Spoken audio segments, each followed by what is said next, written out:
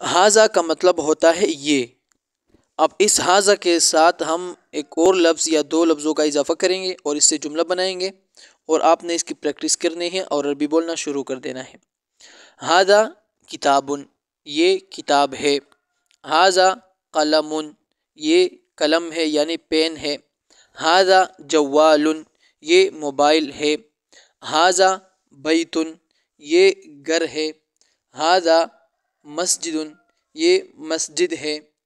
ہاذا سوق، یہ بازار ہے۔ ہاذا دکان، یہ دکان ہے۔ ہاذا سریر، یہ چارپائی ہے۔ ہاذا شبشب، یہ چپل ہے۔ ہاذا ثور، یہ بیل ہے۔ ہاذا فندق، یہ ہوٹل ہے۔ ہاذا تفاح، یہ سیب ہے۔ ہاذا موز، یہ کیلا ہے۔ مزید انگلش ان عربک پریکٹس کے لیے ہمارے یوٹیوب چینل کا وزٹ کریں اور ٹک ٹاک فالو کریں۔